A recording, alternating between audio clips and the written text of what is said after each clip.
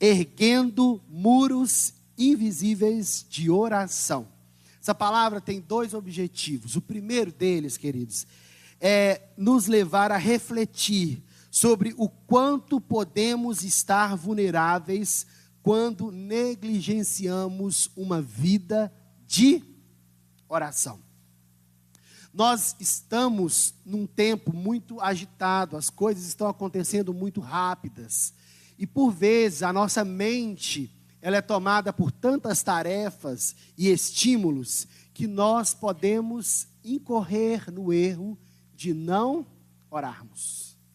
E negligenciarmos uma vida de oração, negligenciarmos uma vida de comunhão com Deus através da oração, pode nos tornar pessoas vulneráveis, né? Não é uma palavra para aqueles que talvez estejam incorrendo neste erro de não orar, se sentirem mal. Não, de jeito nenhum. É para que você se atente a uma necessidade que é espiritual. Assim como o nosso corpo precisa de alimento e água para seguir, para estar forte, para combater os micro-organismos, não é mesmo? O sistema imunológico estar forte, a nossa vida espiritual precisa também de oração, para que seja fortalecida, para que você tenha essa comunhão. Porque o que é vulnerabilidade? São fraquezas. São momentos em que nós passamos a estar, então, como que fragilizados, e qualquer situação que chegue pode facilmente nos abalar, né? Construir muros de oração, queridos, é nos fortalecer em todos os momentos, porque passamos a entender quem nós cremos e a quem nós estamos servindo.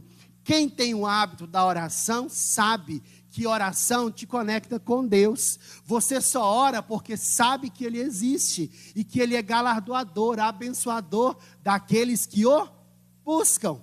Quando nós construímos muros de oração, quando nós construímos uma vida de oração, estamos fortalecidos. Mais do que isso, agimos com sabedoria, porque eu tenho uma percepção da oração de que ela não só nos aproxima, mas ela nos molda à maneira de Deus, né? Nós, quando convivemos por muito tempo com pessoas, nós acabamos adquirindo o quê? Hábitos, costumes, não é mesmo? Lembranças, memórias. Isso, queridos, vai acabando construindo a nossa vida. Da mesma forma, quando nós nos relacionamos com Deus através da oração, nós também criamos esse vínculo. Nós também aprendemos com Ele e passamos a ser parecidos com Ele. Tem uma frase que eu gosto de dizer que é impossível alguém que está com o Espírito Santo não ser sensível às pessoas. Por que eu digo isso? Porque o Espírito Santo é sensível. Ele é doce, suave, e quando nós estamos com o Espírito Santo, é assim que Ele nos faz. Não há temperamento que não se renda à ação do Espírito Santo. Como assim, pastor? Até mesmo os sanguíneos ou coléricos, que são temperamentos que podemos dizer mais extrovertidos, mais posicionados, digamos assim, com o Espírito Santo, eles utilizam tudo isso para que eles entreguem o melhor para o Senhor, sem deixar de lado a sensibilidade e o trato com as pessoas.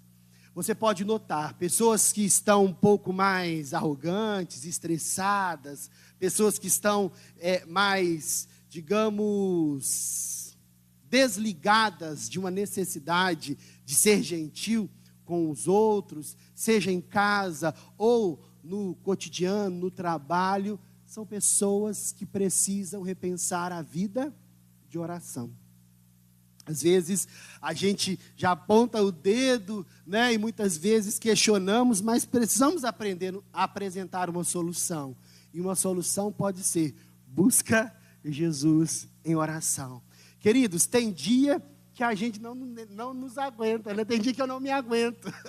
Tem dia que eu falo assim, nossa, eu estou precisando ir para o meu quartinho de oração, porque nem eu estou me aguentando, estou precisando dar uma repaginada aqui. Por quê? Porque assim é a vida.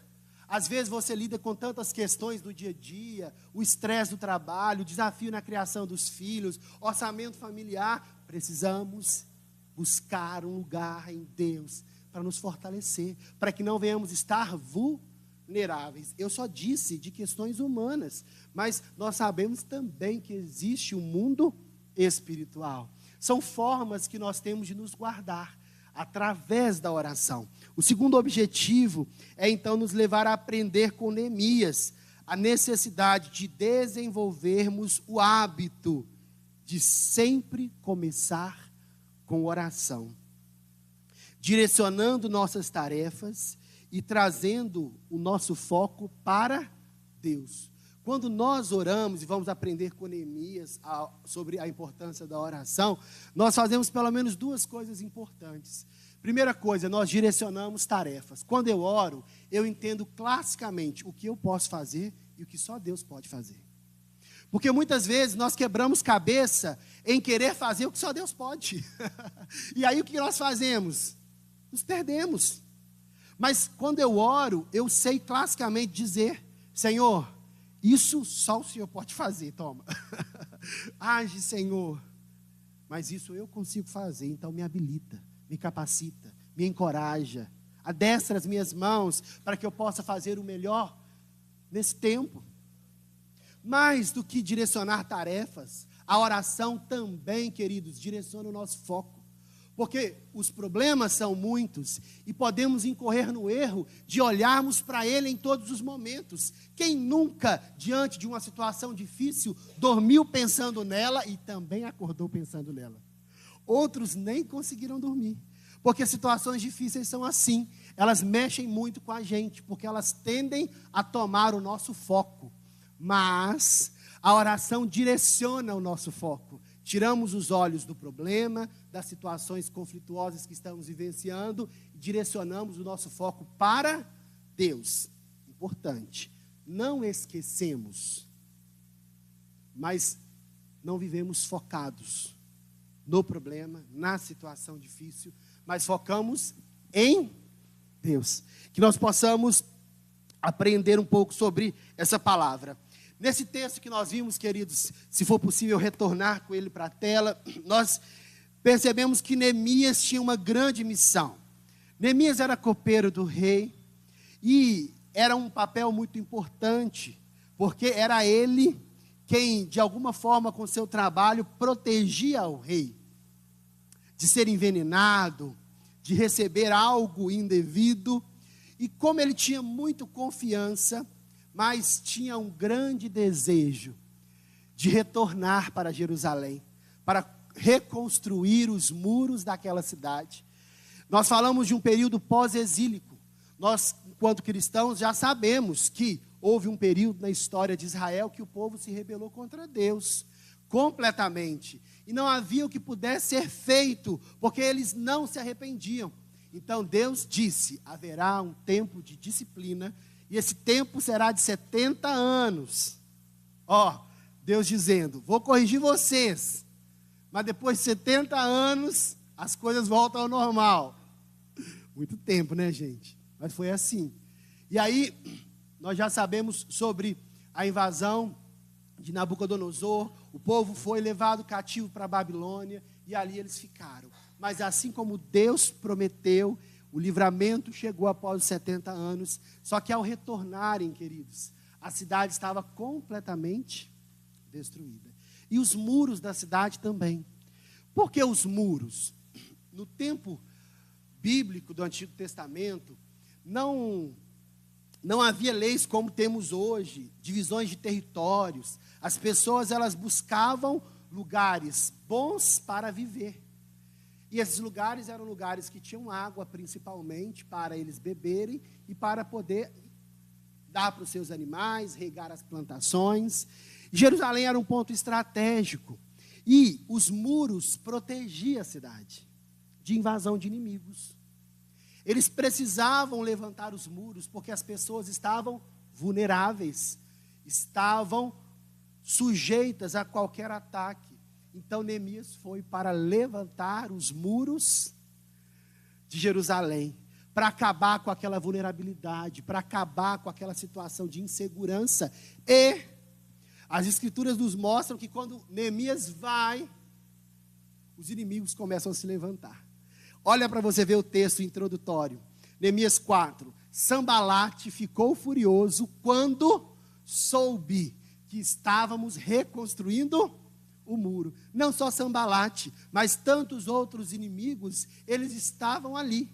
E a intenção deles era impedir Neemias e o seu grupo de reconstruir os muros. Por quê? Porque eles tinham medo, eles temiam o que Jerusalém poderia se tornar, porque eles conheciam a história, eles sabiam da promessa, e eles sabiam que eles retornariam e se fortaleceriam.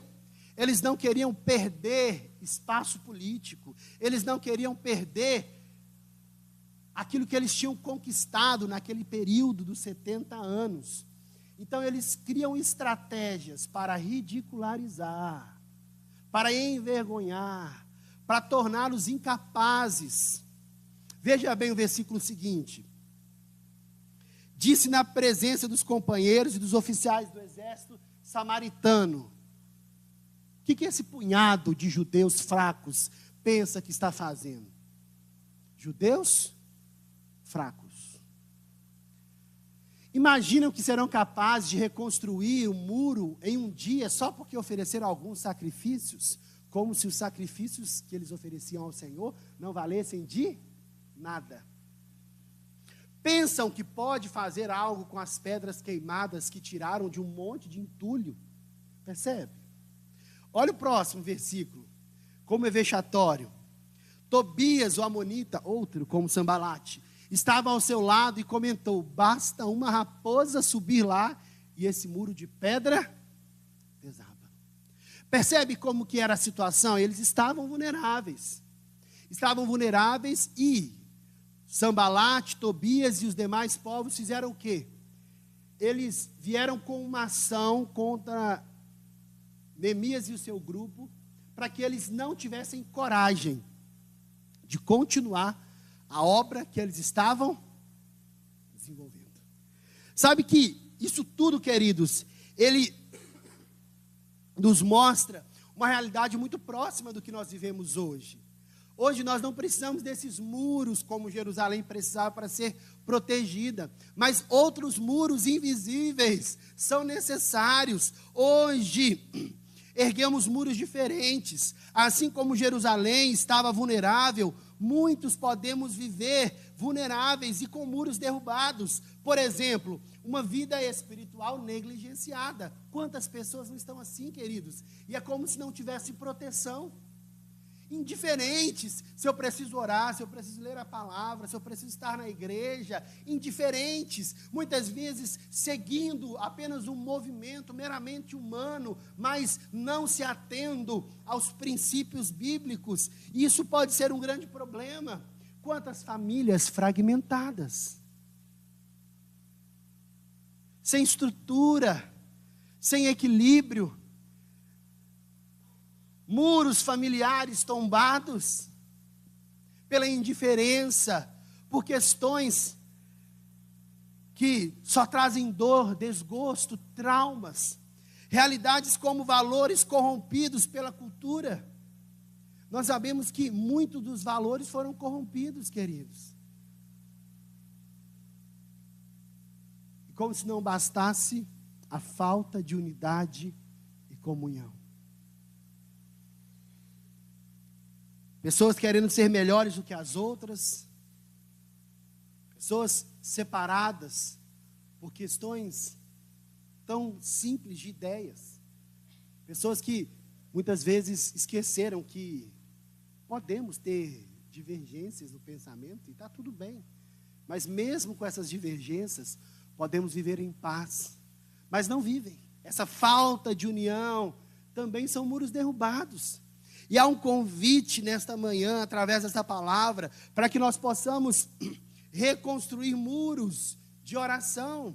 Porque Na minha perspectiva, queridos, muros de oração são fundamentais para que todas essas áreas que eu mencionei, elas possam ser solucionadas, elas possam ser fortalecidas, porque é através da oração, como disse no início, é que nós somos tocados por Deus e somos moldados à sua maneira. Neemias nos mostra isso. Veja o próximo versículo. Diante de tudo que foi dito, o que Neemias fez? Neemias orou. O que Neemias fez? Neemias orou. Então, orei. Nós aprendemos com Neemias, queridos, algo muito importante. Ele desenvolveu o hábito de começar sempre com oração. Neemias não foi atrás dos seus inimigos, Neemias não foi questionar nada, Neemias não foi atrás de pessoas naquele primeiro momento, ele pediu a Deus para tratar com os seus inimigos. Foi o que Neemias fez, ele orou, olha, ouve-nos nosso Deus, pois estamos sendo ridicularizados. Que essa zombaria caia sobre a cabeça deles, que eles próprios se tornem prisioneiros de uma terra estrangeira. Ele começa a dizer, Senhor, eles estão nos constrangendo, eles estão agindo contra nós, então faça justiça. Nós clamamos ao Senhor. Nós percebemos aqui, queridos, que ele começa com oração. Ele não vai atrás do inimigo, ele não vai atrás dos problemas, dos momentos desafiadores, resolver conflitos desafiadores a priori. Neemias, ele decide orar. Deixa eu fazer umas perguntas aqui. O que aconteceria se orássemos todas as vezes que sentíssemos medo ou intimidação? E se orássemos todas as vezes que fôssemos ofendidos ou que ferissem o nosso coração? E se orássemos imediatamente todas as vezes que algum tipo de julgamento ou crítica se levantasse contra nós? A vida seria melhor? Resistiríamos às tempestades da vida? Com certeza, né? A oração é um grande segredo. Vamos para Filipenses capítulo 4. Filipenses capítulo 4, versículos 6 e 7, tem uma palavra que nos remete à importância da oração. Vejamos a palavra, diz assim: não vivam preocupados com coisa alguma. Em vez disso, orem. Que coisa, né, gente? É tão simples. E sabe que a nossa mente, a nossa alma precisa escutar isso? Então escute, alma, como dizia o salmista. Não viva preocupada com coisa alguma. Em vez disso, ore a Deus, pedindo aquilo de que precisam e agradecendo por tudo que Ele já fez. O que eu preciso, eu apresento ao Senhor. E eu agradeço porque Ele já fez grandes coisas pela minha vida. Eu me lembro. E dessa vez não vai ser diferente. Vocês perceberam? O apóstolo Paulo é muito didático. Ele mostra, está preocupado? Ora. Apresenta a Deus a sua necessidade. Mas agradece também. Agradece para você lembrar de tudo que Ele já fez. Isso ativar a sua fé. Quando fazemos isso, versículo 7 nos mostra que vocês experimentarão a paz de Deus, que excede todo entendimento, e que guardará o seu coração e a sua mente em Cristo Jesus. Ou seja, quando eu entendo a oração, queridos, no meu desafio diário, eu entendo que ela é a chave para que a paz inunde o meu coração. Como consegue estar em paz com um turbilhão ao seu redor?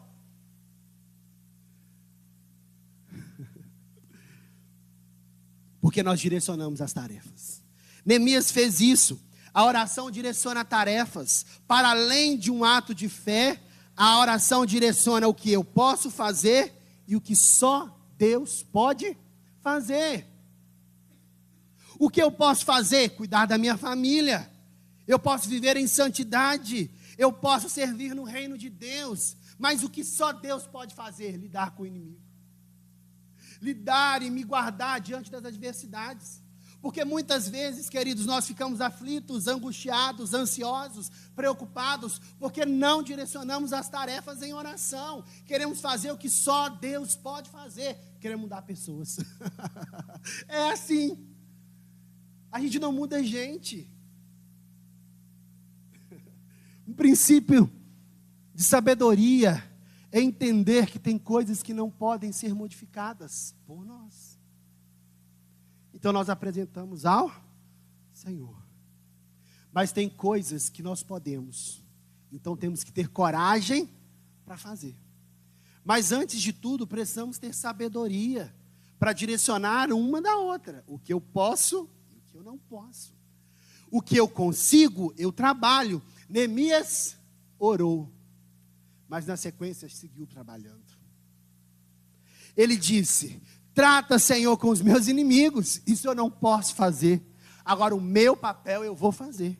Direcionou todo aquele povo, queridos, para estarem ao redor dos muros, trabalhando arduamente. E como nós lemos, a metade do muro fechou. Nós vamos ficar hoje nessa mensagem só até a metade do muro, porque tem muitas lições para frente. Mas nós aprendemos aqui a importância de direcionarmos as nossas tarefas. A preocupação nos tira a paz. A preocupação nos tira a capacidade de seguirmos em equilíbrio. Precisamos perceber a oração como uma tarefa didática na nossa vida, para descansarmos. Uma fase que eu estou vivendo, criação de filhos, uma neném que vai fazer 1 ano, Maria Flor e o Daniel com 8, e os desafios são grandes. E tem coisas que parece que você fala, e parece que, quantas vezes eu preciso falar? Já entendi. Tem coisas que só Deus pode fazer no tempo certo. Não vou me preocupar, vou orar. Tem coisas que eu posso fazer e é importante fazer hoje, para orientar os princípios e valores dos meus filhos. Com coragem eu vou fazer. Percebe que existem coisas que eu não posso. Então eu apresento ao Senhor. Mas tem coisas que eu consigo. Então eu digo, dá-me capacidade, Senhor, para isso. Neemias soube fazer isso. Eu quero finalizar dizendo que, mais do que direcionar tarefas, a oração orienta os nossos focos para seguirmos em frente. Neemias não permitiu que os seus inimigos comandassem o seu foco. Vejamos Neemias capítulo 6, versículo de 1 a 3. Neemias, ele segue na construção do muro. Quando Sanbalate mais o povo inimigo percebeu que já não tinha mais jeito, sabe o que eles fizeram? Mandaram uma carta, convocando Neemias. Veja bem. Sanbalate, Tobias, Gesem, o árabe e o restante de nossos inimigos descobriram que eu havia terminado de reconstruir o muro e que não restava brechas, embora as portas ainda não tivessem sido colocadas em seus lugares. Então Sanbalate e Gesem enviaram uma mensagem pedindo que eu me encontrasse com eles num dos povoados da planície de Ono, sabendo que eles planejavam fazer mal. Os muros estavam construídos, mas não tinham colocado os grandes portões. Então ainda havia vulnerabilidade. Sanbalate e o restante falou assim, desce para cá, queremos falar com você. Ele sabia que eles queriam tentar mal contra ele. Veja bem, versículo 3. Respondi com a seguinte mensagem: estou envolvido com uma obra muito importante e não posso ir, porque eu deveria interromper o trabalho para me encontrar com vocês. Neemias, queridos, ele direcionou seu foco. O inimigo queria afrontá-lo, era intimidação a palavra. Muitas vezes a intimidação chega, e de várias formas.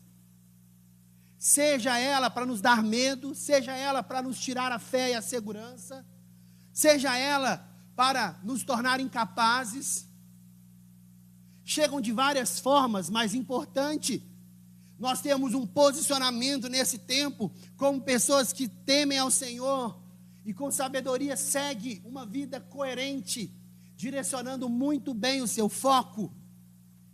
Neemias não permitiu que os seus inimigos comandassem o seu foco. Ele estava ciente dos seus inimigos, mas isso é diferente de manter os olhos nele. Neemias disse: olha, eu estou em um trabalho muito importante, numa grande obra, eu não posso parar, eu não posso interromper, porque eu faria isso para encontrar com vocês. O que ele está querendo dizer? Qual é o seu foco? Qual é a sua missão? Qual que é o seu propósito? Nós temos, queridos, uma vida em Deus. Nós temos um propósito em Deus, somos servos e servas do Senhor. E os desafios, eles batem a porta, eles chegam, queridos, em todos os lares, em todos os lugares, em todas as pessoas, em um dado momento. Mas a grande questão é, onde estamos colocando o nosso foco?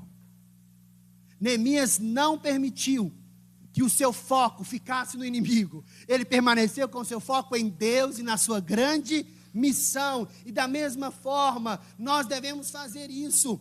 Podemos incorrer no erro de permanecermos atentos ao inimigo e perdermos uma temporada de bênçãos e de muito trabalho útil para o reino de Deus.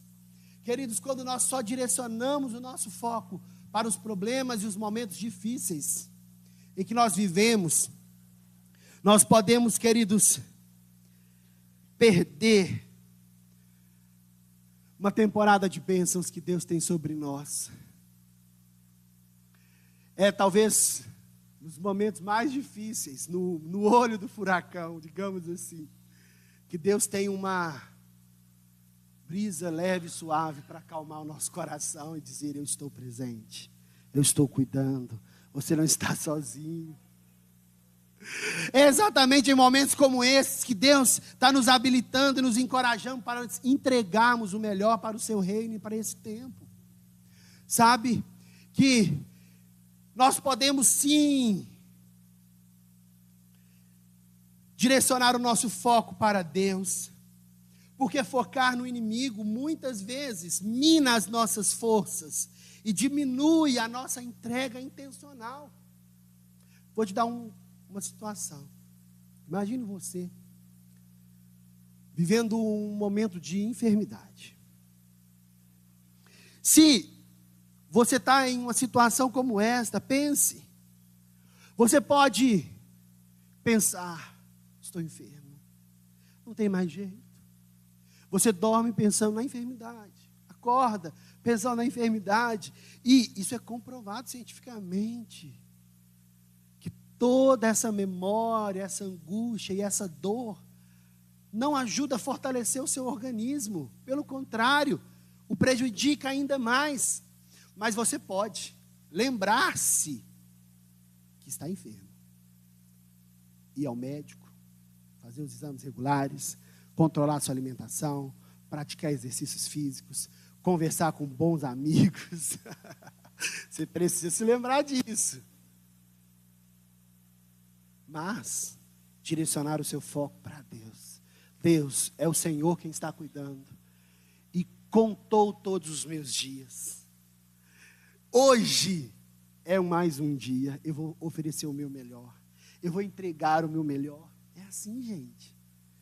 Eu vou cuidar dos filhos, da casa, da família. Eu vou trabalhar, eu vou fazer o que eu preciso fazer. Porque Deus já determinou os meus dias. Ele já contou cada um deles quando ainda estava no ventre da minha mãe. Eu sou escolhido. Você precisa declarar isso. E quando nós temos essa convicção, quando nós temos essa certeza, não direcionamos o nosso foco para o inimigo, para a situação adversa, mas direcionamos o nosso foco para Deus. Somos fortalecidos, entregamos intencionalmente o que o Senhor nos convida para fazer. Eu tenho uma sensação comigo, queridos. Sou jovem, acredito ter muitos anos pela frente de vida, mas o Senhor é quem sabe. Hoje eu quero entregar o meu melhor. hoje, eu quero ser lembrado como aquele que cuidou da família, aquele que foi gentil com as pessoas, aquele que serviu ao reino e entregou o seu melhor. Porque é assim, queridos, é sobre isso. Quando direcionamos o nosso foco, nós entregamos intencionalmente o melhor para Deus e para as pessoas que Ele coloca no nosso caminho. Foi assim com Neemias. Ele foi intimidado. Eles queriam fazer mal a ele. Só quem já viveu uma situação de intimidação sabe como que é. Mas ele confiou em Deus e direcionou o seu foco. Nos impede muitas vezes, quando focamos no inimigo ou nos momentos adversos, de enxergar e desfrutar as bênçãos que a vida nos traz. Às vezes o momento é difícil, sim, e só quem passa por ele sabe que é difícil. Porque é incrível, né? Quando a gente está passando um momento difícil, sempre tem aquela pessoa assim que chega: nada, isso não é nada não. Não é nada não, porque eu sei que está passando. Né? Só a gente que sabe o que a gente está passando e o quão difícil é. Mas podemos ter uma atitude de, apesar do momento desafiador que estamos enfrentando, nos posicionarmos com foco em Deus. O momento difícil, talvez, ele já esteja nos deixando tristes, corrompendo a nossa saúde, tomando um tempo de qualidade que temos para tentar lidar, resolver. Não vamos deixar que ele leve mais do que isso. Ainda temos uma vida em Deus. Neemias tinha essa convicção, estava sendo ameaçado, afrontado, mas ele tinha um propósito em Deus, e esse propósito fez seguir em frente. Que eu e você, queridos, com a ajuda de Deus, possamos permanecer com o nosso foco em Deus. Eu entendo os desafios que você tem enfrentado, eu sei que não é fácil, porque eu também tenho os meus desafios, os meus momentos, mas eu sei que quando meus olhos estão focados em Deus, é muito mais fácil seguir em frente. É o que eu faço, é a receitinha que eu uso na minha vida, e quero orientar você. Eu quero concluir dizendo: será que nessa manhã, eu e você, precisamos redirecionar o nosso foco? Possamos construir os muros de oração na nossa vida, confiantes no Senhor.